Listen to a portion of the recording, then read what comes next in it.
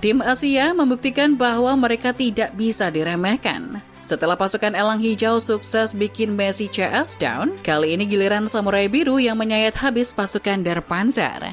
Uniknya lagi, kemenangan kedua tim itu sama-sama diraih dengan comeback. Sayangnya, berita kemenangan Jepang sedikit tertutupi dengan aksi para pemain Jepang yang berpose menutup mulut sebelum pertandingan. Aksi tersebut sebagai bentuk protes kepada FIFA yang melarang tim Eropa memakai ban kapten pelangi bertuliskan One Love di Piala Dunia 2022. Kampanye One Love sebenarnya sudah ada sejak awal tahun 2020.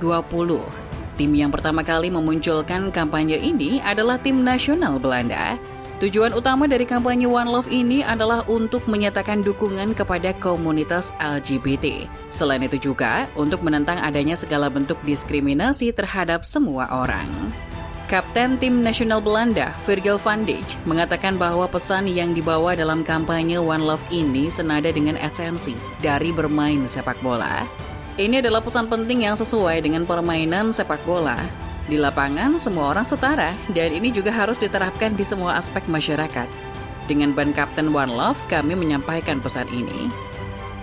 Kampanye ini ternyata menuai tanggapan positif dari tim nasional Eropa lainnya. Akhirnya, Inggris, Belgia, Jerman, Denmark, Swiss, dan Wales bergabung bersama Belanda untuk menyuarakan kampanye One Love ini. Pada bulan September 2022, beberapa tim lainnya termasuk Norwegia, Swedia, dan Prancis juga menyatakan akan membawa kampanye ini ke pertandingan-pertandingan mereka, termasuk Piala Dunia dan ajang UEFA Nations League tahun depan.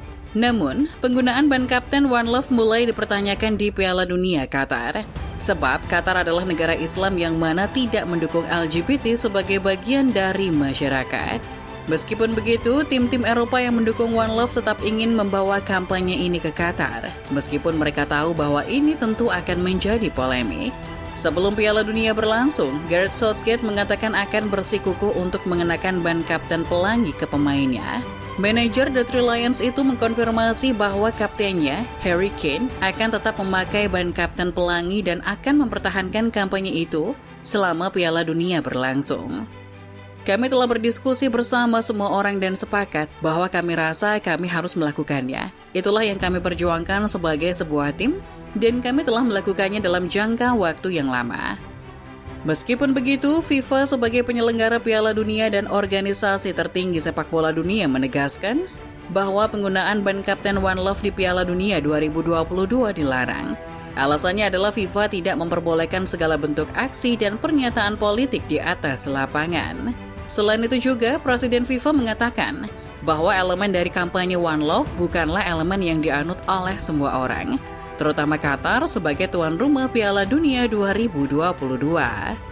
Kami memiliki dan terlibat dalam kampanye di berbagai topik, di mana kampanye tersebut bersifat universal. Kita perlu menemukan topik yang dapat dianut semua orang. Ini adalah elemen penting bagi kami.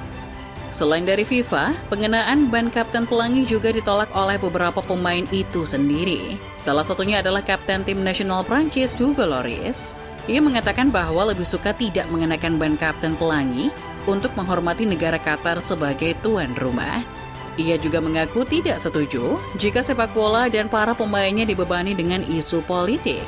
Untuk itu, FIFA bertindak tegas dengan mengancam akan memberikan sanksi kepada para tim yang masih ngeyel untuk memakai ban kapten pelangi. FIFA menetapkan kepada setiap pemain yang mengenakan ban kapten pelangi ketika berlaga akan langsung dikenakan kartu kuning. Desakan dari FIFA itu membuat tim-tim lain terpaksa tidak memakai ban kapten tersebut. Sebagai gantinya, mereka mengenakan ban kapten yang bertuliskan No Discrimination, yang berarti menolak diskriminasi.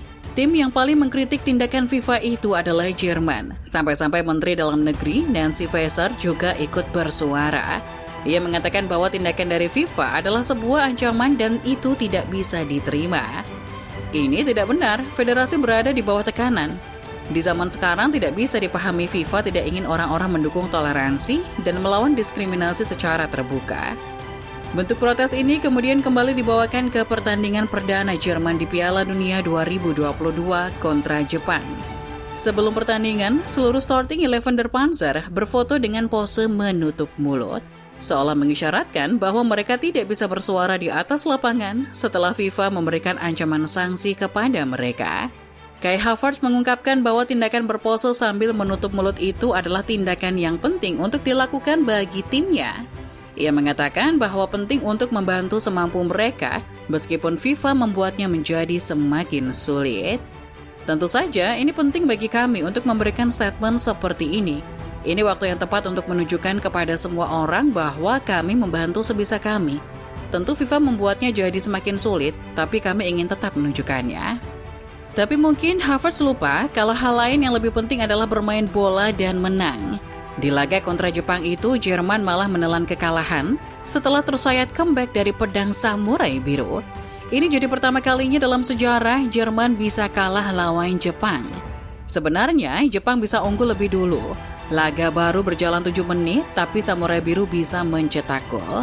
Namun, gol dari Daisen Maeda itu malah dianulir offside oleh wasit. Jerman baru bisa bangkit dan menciptakan serangkaian peluang setelah menit ke-20.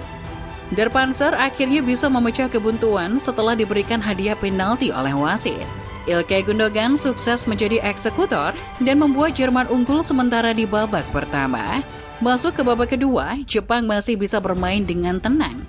Hasilnya di menit ke-70, hanya 4 menit setelah masuk sebagai pemain pengganti, Ritsu Doan mencetak gol jarak dekat sekaligus menyamakan kedudukan Jepang atas Jerman. Lalu di menit ke-83, Takuma Asano berhasil membuat Neuer memungut bola dari gawangnya sendiri.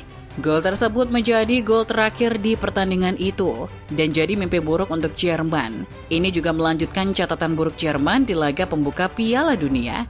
Dengan kekalahan ini, mereka resmi kalah di pertandingan pembukaan mereka pada 2 Piala Dunia terakhir.